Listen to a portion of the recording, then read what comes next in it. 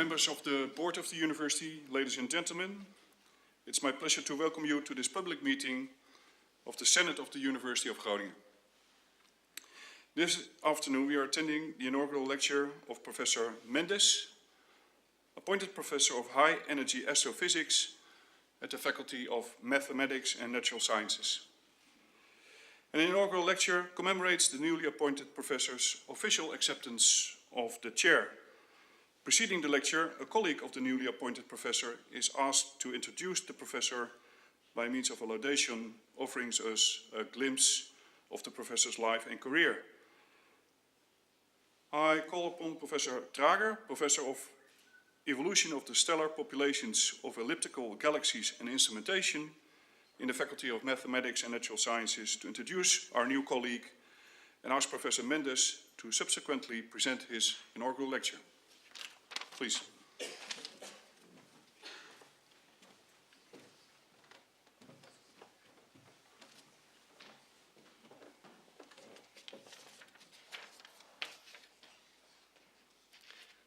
Ladies and gentlemen, colleagues of the Kaptein Astronomical Institute and the Faculty of Mathematics and Natural Sciences, members of the Board of the University, Rector Magnificus, honored guests, particularly those from other universities, it is my pleasure to introduce the inaugural lecture of Professor Dr. Mariano Mendes, my colleague of the last 9 years.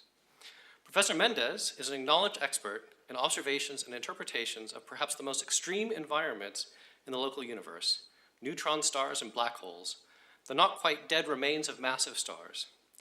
These are the densest places in the universe since the Big Bang.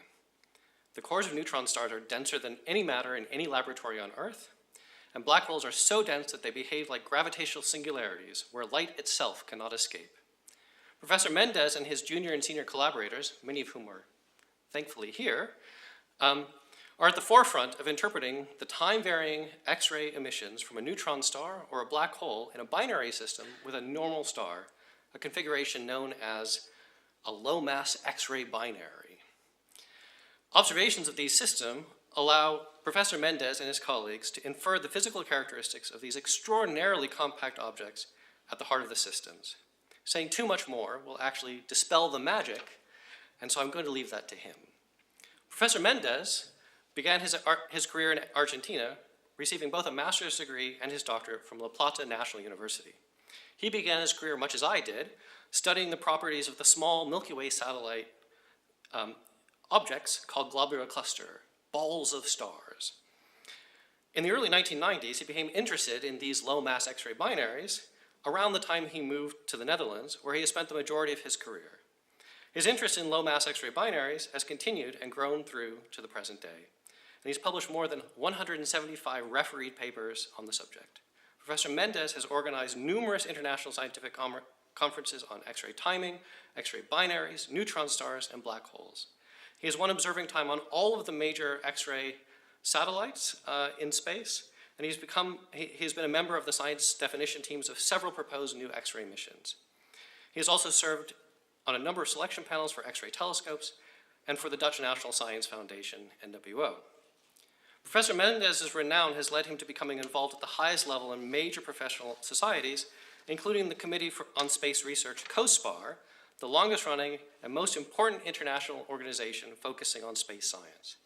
Professor Mendes has been deeply involved in COSPAR, especially since the mid-2000s, where he now serves as the chair on the panel of capacity building since 2010, a position that takes him around the world, helping to develop space science in many countries and teaching X-ray astronomy techniques to many young people in developing nations like India and Turkey. Professor Mendes is indeed an excellent teacher. He has been nominated several times by the students at the Kaptein Institute as the Faculty Teacher of the Year. Professor Mendes' commitment to teaching goes even deeper than his fantastic classroom lectures. He has been the Director of Education at the Kaptein Institute and consequently a valued colleague on the Institute's management team. He's also been a consultant for the Universitaire Commissie voor het Onderwijs and the coordinator of the nationwide Nova Fall School for PhD students. Finally, Professor Mendes has served as the chair of the Dutch National Committee for Astronomy Education, the LOC-NOC. Professor Mendes is an excellent researcher, teacher, and colleague. Before we get to the magic he's about to describe, I'd like to mention that he's also a very good amateur magician. My daughter has fond memories of Mariano pulling coins from behind her ear when she was a small child. Let's now welcome Professor Mendes to perform more magic for us as he presents It's a Kind of Magic from Illusion to Knowledge.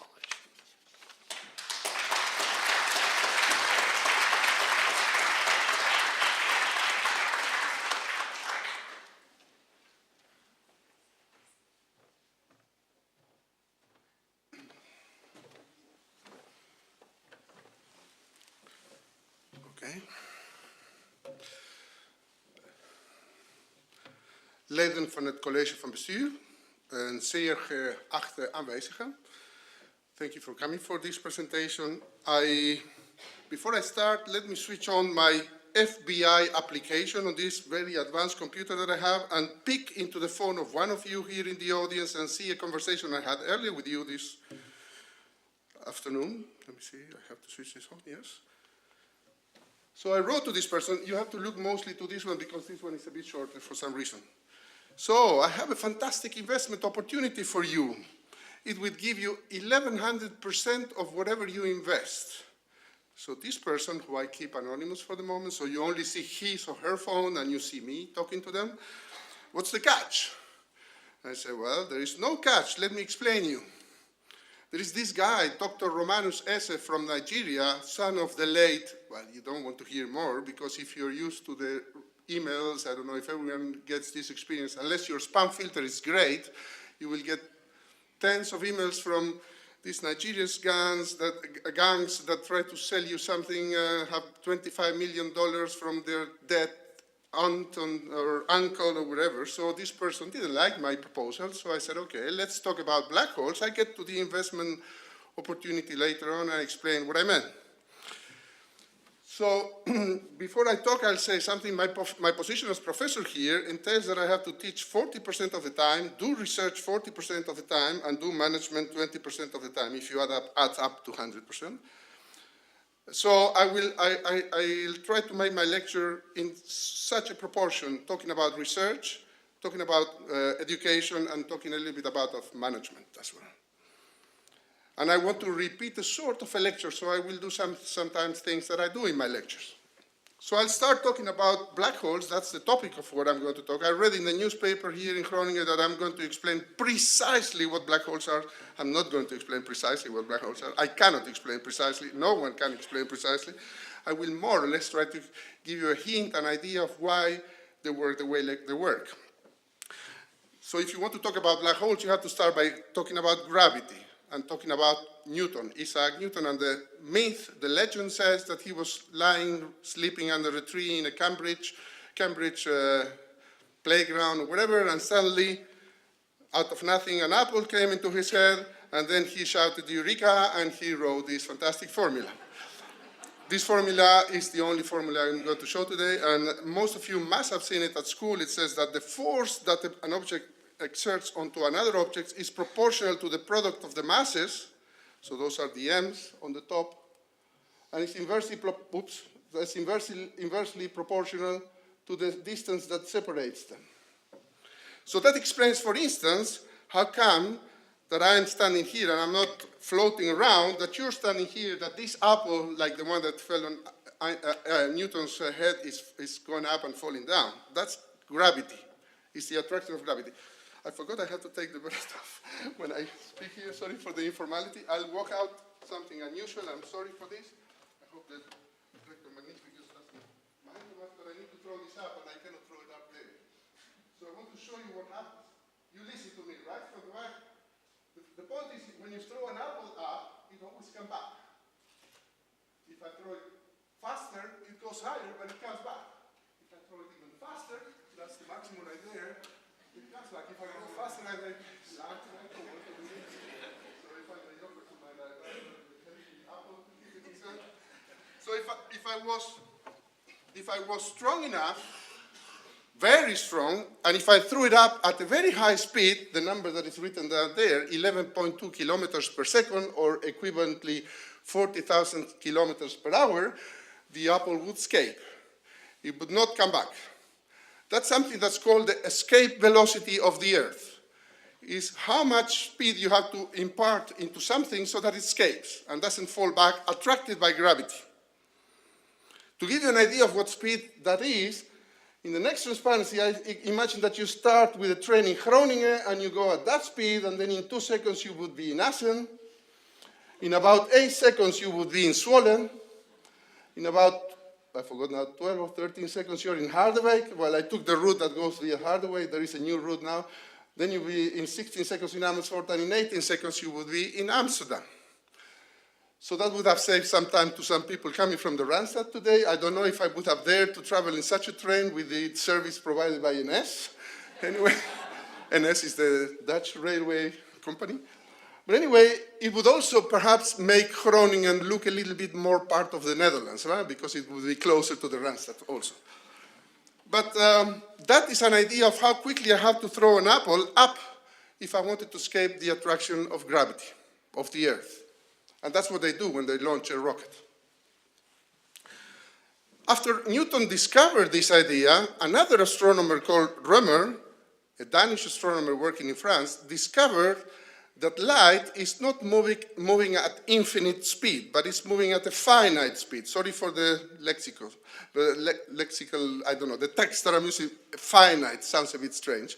But it means that if I turn on a lamp here and you're sitting there at the back, you think you see it immediately, exactly at the moment I turn it on, but actually you see it slightly later. But the speed of light is so high and you're so close that it doesn't look like that. But if you are standing on the moon and you turn on a lamp on the moon, very powerful one, and you illuminate it to us, you would measure that I see the light 1.5 seconds after you turn it on. The light coming from the sun takes 8 minutes to come from the sun. So we are looking at the sun the way it was 8 minutes ago. When we look into the closest star, it's 4.2 light years, meaning that the light takes 4.2 years to travel from there to here. So we see it as it was 4.2 years ago. The center of our galaxy is 30,000 years ago. We look at it and we see as it was, even with the most powerful telescope. The closest galaxy is 2 million years, so we look at the galaxy and we see it as it was 2 million years ago, etc., etc. That brings this fantastic idea of discussing distances and times. I will not go into that because that's not my topic. What I wanted to say also is that this guy, Rømer, could not convince his director, the director of his institute, that he was right. So that proves that directors are not always right. So, two guys, a little bit later, one called John Michell, was a clergyman in England, another one, Pierre de Laplace, was a mathematician and philosopher in France. They came with the idea that if there was an object in which I have to throw things up to escape at the speed equal to the speed of light, even light could not escape, because light is moving at the speed of light. So they thought, okay, if such an object existed, I couldn't throw an apple, but even light would not escape. So they called these objects dark stars. I have to say, there are little books at the entrance that you can get at when you exit. I didn't want to give them in advance so you don't read my lecture in advance. But I wanted to make sure that you get them also, so you can look for them later when you leave the room. So these two guys came with the idea of dark stars, objects that would retain even light. As I threw the apple up, you would throw light up and it would come back. It turns out that their idea was wrong, because their idea meant that as the apple goes up and stops and then comes down, the light in their idea would go up, at some point would stop, and then turn back. A few years later, a young guy in Switzerland, well, there is the number of the speed of light, which I forgot to mention. This guy in Switzerland, Einstein, came with another theory that said the speed of light is always the same, it's constant, it doesn't change. So that didn't work in the minds of the ideas of Mitchell and Laplace, because in their view, light have to stop. A few months after Einstein published his paper, another German scientist who was at the war, at the front in the war, First World War, had sometime breaks between battles, possibly. Very harsh conditions, I suppose, not as harsh as some institutes, possibly, but harsh conditions in the World War I. And he wrote a letter to Einstein and said, look, I looked at your equations and I found this solution. And his solution is now known as the Schwarzschild solution. And in that solution, what he found is that there should exist objects for which even light could not escape. So exactly the idea of Mitchell and Laplace. But now, on the basis of a well-established theory. And so now things were going to be right. This guy predicted the first dark stars, which at the time were not called like that. A few years later, well, 50 years later or so, at the conference, there was a journalist who called this for the first time black holes. Well, she was reporting about the conference, and then a physicist called John Wheeler used that name for the first time in a conference, and from then on, the name sticked. And so from then on, we have black holes in our knowledge.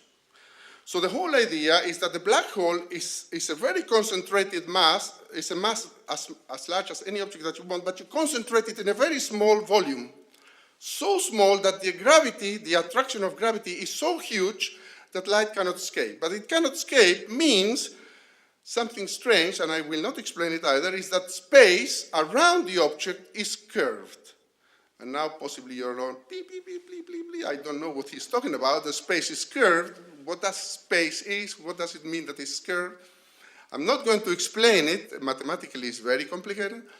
But I want to ask you the following. You don't understand curved space, or even space-time as we used to call it, but you're happy to accept that there are invisible threads coming out the earth that pull us down and then let us go, as Newton proposed. You and I do the same. So we are all very prepared to accept this invisible force, threads that pull us down, while it's very difficult to visualize something like that.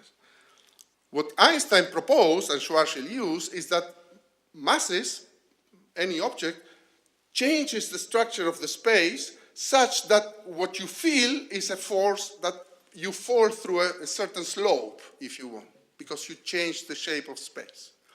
It's a very complicated concept, but not much more complicated than the invisible threads coming out the Earth. So anything I said before can become a black hole.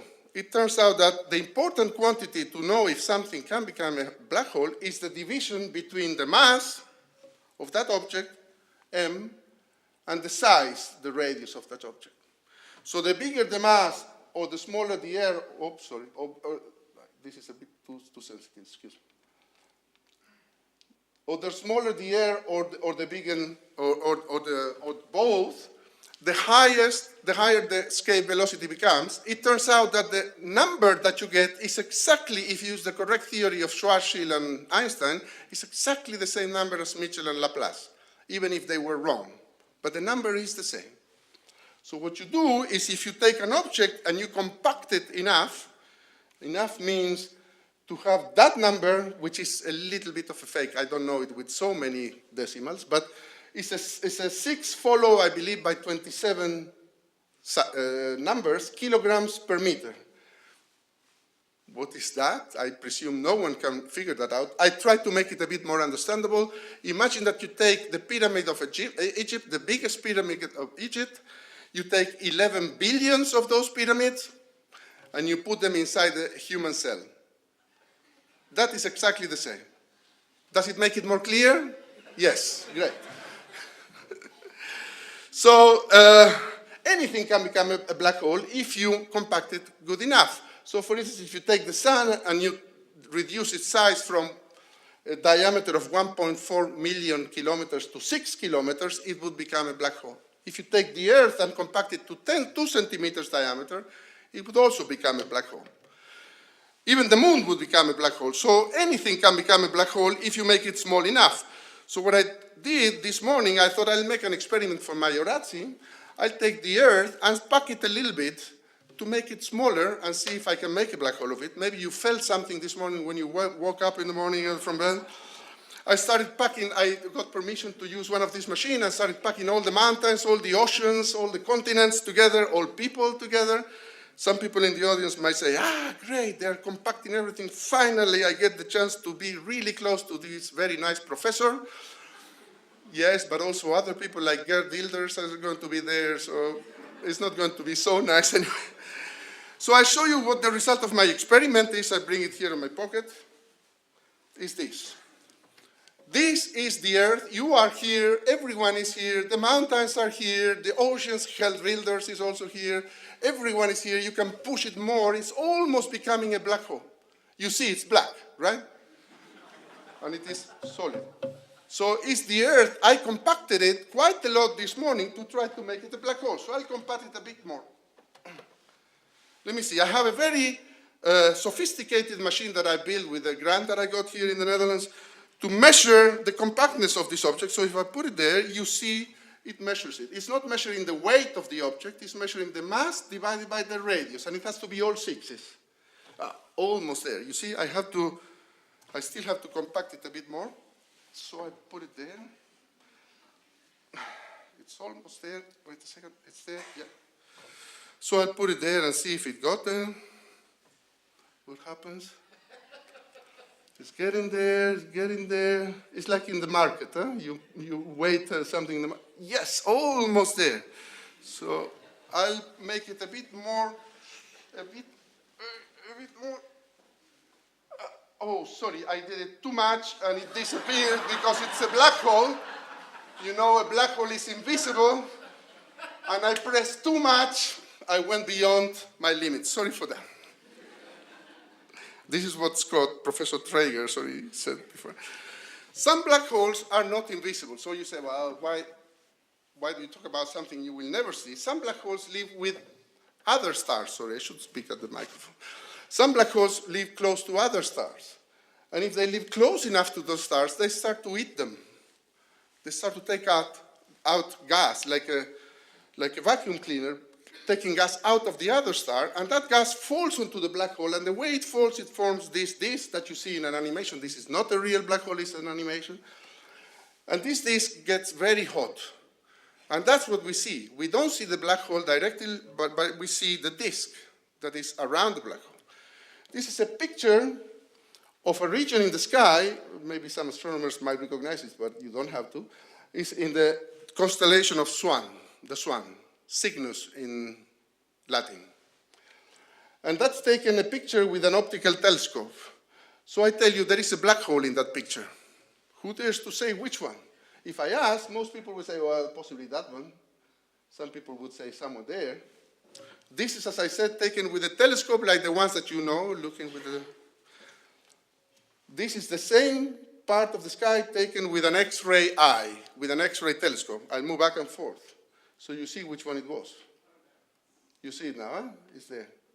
Oops, sorry, didn't have to go that far. Went to my machine. These buttons are very small and my fingers are very big. So this is the one. What you see there is not the black hole. You're seeing the disk of the black hole shining in X-rays. While you look in optical, there is nothing there. But when you look in the X-rays, we see them, and then we can study them. Right, but you can ask, why is this so important? Why should I care? Well, the same you could have asked when Newton first proposed the idea that there was a force that was proportional to the masses, inversely proportional to the distance squared, blah, blah, blah. Possibly politicians at that time would not have cared less. No one would have cared less. He was driven by curiosity. There was Pete van der Kraut, I don't know if he's sitting there, but he's mentioned to me that the same happened to Faraday when he, inventing some electromagnetic device, came to the British Chancellor and showed him this very enthusiastically, and the British Chancellor said, well, what's the use of this? And he said, well, I don't know, but you will possibly find a way to tax it. And he found a way to tax it. Electricity is taxed, and they make money out of it. And the same happens with this. But Newton didn't care about that. But now we wouldn't have satellites flying around the Earth. We wouldn't have GPS. We wouldn't have satellite TV. Whether it's good or bad, it's your decision. But we wouldn't have that if that wouldn't have existed. The same happens with Einstein. A couple of weeks ago, there was a fantastic discovery of the first detection of gravitational waves. That's another complicated topic, but it's the same as when you throw a stone in a lake and you see these waves moving around. In space, black holes moving around and doing something funny may produce the same sort of waves in space. Again, I understand if you're looking at me and say, I don't know what he's talking about, but the space is oscillating. And this was for the first time detected. It was predicted by Einstein, by Einstein's theory. It was detected. And I was listening to the radio, a colleague of mine from Nijmegen explained the journalist, and at some point he explained very enthusiastically, he said, well, do you follow me? Well, no, actually I don't. Well, yes, it's very complicated. We do it out of curiosity. We don't know what's the application of that. But for instance, If Einstein wouldn't have discovered his theory, we couldn't be using GPS now. There is a very important correction in the signals of GPS that has to do with relativity.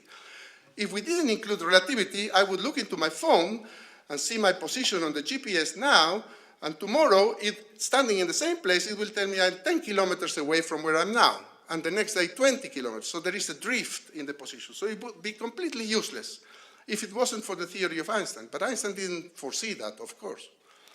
There was another interesting theory, I talk about that a bit more in my book, about the quantum mechanical theory. That people at the beginning of the 20th century were so excited to understand how the atoms and electrons and protons were working, they didn't care what the application of that was. This telephone has here a camera that uses principles based on those theory.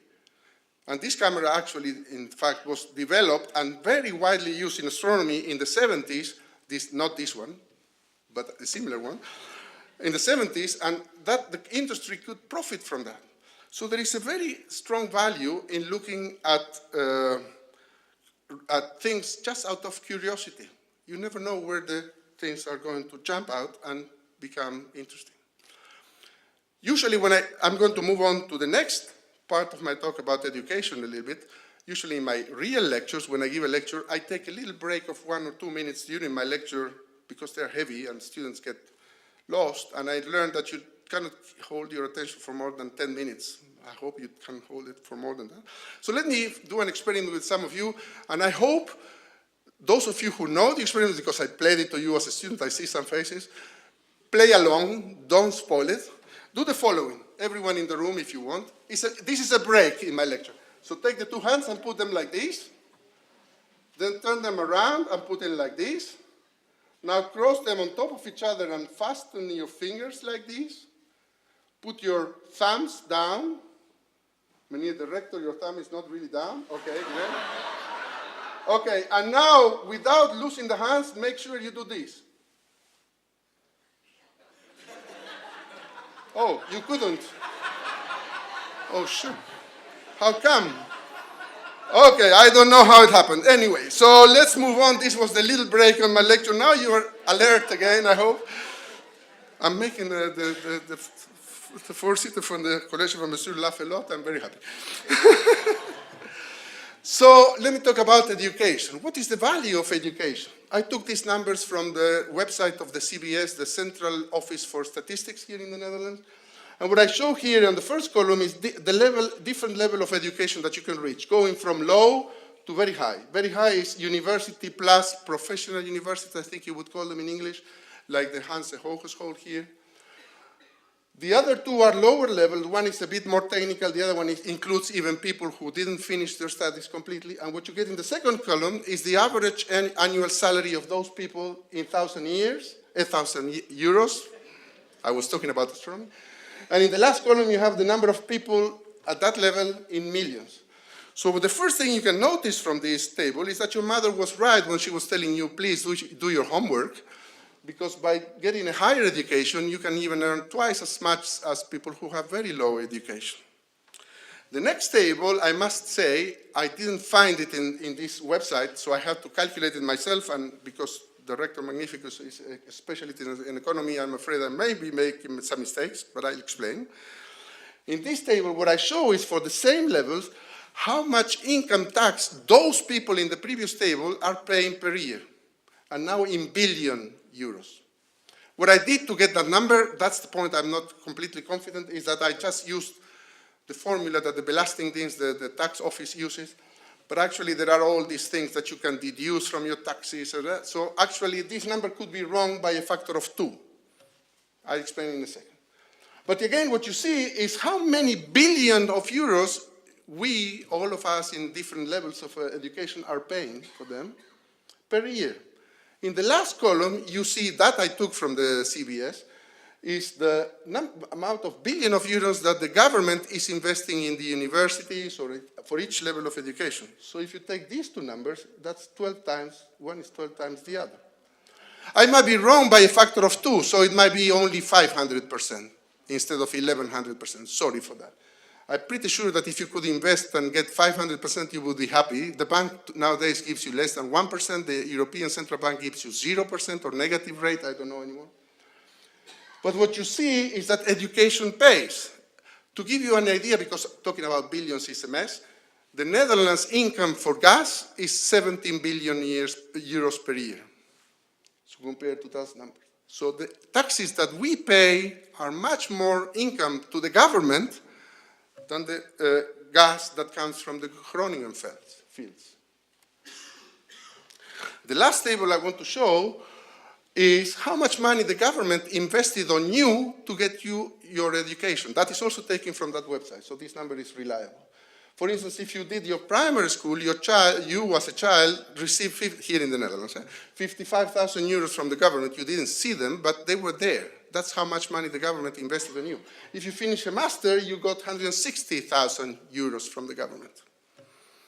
So that's quite a lot of money, and you might think, wow, charity from the government. It's not charity. You're paying it back in 7 or 10 years of income taxes. After you get your education, you pay them back. So these people are clever. They don't do it for nothing.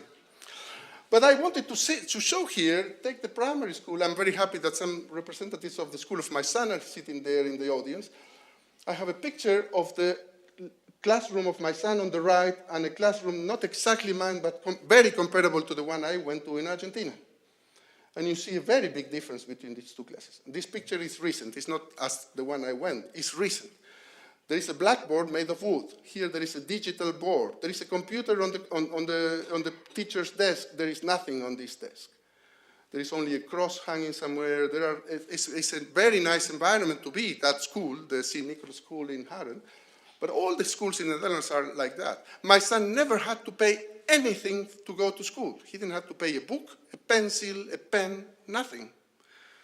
The school asked for a contribution from the parents, it's oudersbedrag or something, and there are people who, for principal reasons, refuse to pay that. And I find it a bit silly, 100 euros, while you get 55,000 and you get that. You're not comparing to a very poor country. I'm not comparing to a country in Africa, in Savannah. I'm talking a country in Argentina that provided 3 professors to the Captain Institute and a queen to the country.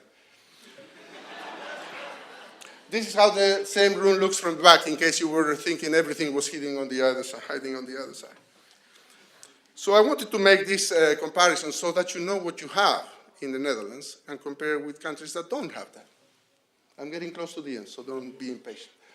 So I wanted to also talk about education in the terms that Professor Traeger talked about me. I'm a member of this panel in COSPAR, Committee on Space Research, that organizes these capacity building workshops in developing countries. I wrote a few names of countries where we were there.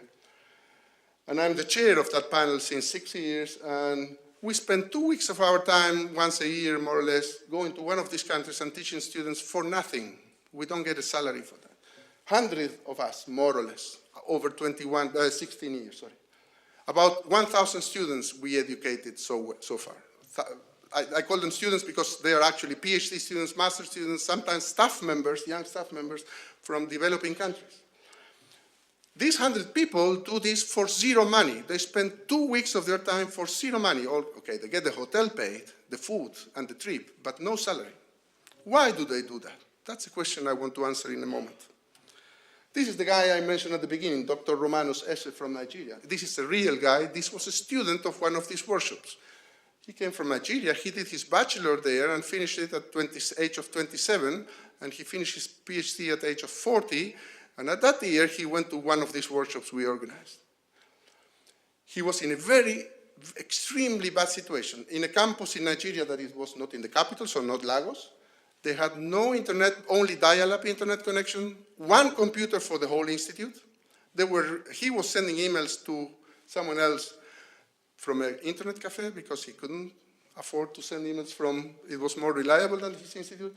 Even that, he managed to do some work at that workshop that he came, and the person who supervised him in the workshop from the US invited him over for a year. He went there for a year to work, published papers with them, came back, supervised like 27 or 30 students, I don't remember exactly. So this is a guy who inspires people. Inspiration, motivation, why do you do things? I did it for this guy. I didn't know. but I did for this guy. So that brings me to the end, the management part, and I'm very close to the end, so don't be impatient. There was a psychologist called Abraham Maslow, who in the 40s and 50s reviewed all the literature in psychology that were asking, what is that motivates people? What motivates them to do what they do? And he made, out of all these papers in psychology and interviews, etc., he made a list that he sorted in order of importance. So this is the most important, and I go down slowly to show you. I did it this way because otherwise you get lost by reading so many things. So transcendence, how you help other people to reach their potential. Self-actualization, how you realize your own potential. Something about art, symmetry, beauty. Learning motivates you to know more about something, curiosity. Esteem, to achieve something, to be recognized, gain approval, to belong to a community, to have love, to have friends and family. Security, being safe and stable. And finally, satisfying your physical needs. So these are the motivations that this guy put in this list, and this list is a matter of debate, so I'm not a psychologist, so I'm not going to defend it or attack it. I only say it's a useful list that makes me wonder, we all crave for recognition, right? We want some recognition for what we do. You can ask why, I'll come to that in a moment. The Dutch culture is a bit tough because you always get to hear what you do wrong. You never hear what you do right. I'm very glad that we have this university because there is a rector magnificus, there is a college of ambassadors, there is a chair of the college of ambassadors, there is a dean, a vice dean. Our faculty exists, but that's given, right? We accept it's given. That's called survival bias. So we never see the things, we never see with our eyes the things that never go wrong. We only see the things that go wrong. There was one September 11, and we all remember, but there were so many not September 11s prevented by someone who arrested someone at the airport that we will never know of.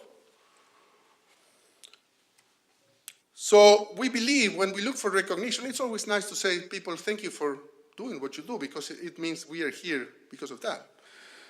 But we believe that if we achieve a lot, I wrote it here because it's a difficult sentence, we erroneously believe that if we achieve a lot, we will be successful. We will be recognized, and that will make us happy. It turns out that people, social psychologists have shown that people that are the most successful are not the most happy. So happiness doesn't come from success and achieving. I read a very nice book that I have in the list and references in my booklet when you get it at the end that talks about thinking why you do things. Why do you wake up in the morning? I'm asking you, huh? Why do you wake up in the morning? Why do you stand up from bed? Why do you go somewhere after you wake up? Well, if I ask you, why do you go to work? Well, I have to take lecture. No, that's not why you go, that's what for you go. Why do you go? Well, I want to publish a paper. No, that's also what for you go. Why? What motivates you? What is your motivation? Look at that list. What do you want to achieve? What makes you happy? If you know why you do something, this book is very nice, talks mostly about companies, but it's also personal. If you know why and you act accordingly, people who believe exactly the same as you will follow you. So the University of Groningen or a company, Apple, that's an example in the book. If you motivate students, they will follow you. If you have a belief that you can do something to get them, it's good. You will motivate them. My own motivation, I figured out, is to inspire, I was thinking about that, is to inspire people to reach their potential. I took this phrase from a French philosopher from the 12th century who says, dwarfs standing on the shoulders of giants, to mean that we are standing here because there were giants in the past who did all what they did to bring us where we are. I hope to become one of those giants where I can have people standing there later on. I only can have them sitting now for the moment. I hope that I can serve as an inspiration to this little young guy who is sitting somewhere in the first row. And I hope that I serve as of inspiration to some of the people in those pictures who I stole from Facebook very shamelessly. And I couldn't find them all, so if you're sitting in the audience and you're not there and you should be there, is that I couldn't find your picture on Facebook. Okay, there was this poet, French poet Antoine de Saint-Exupéry, who said, it seems that perfection is achieved not when there is nothing left to add, but when there is nothing left to take away.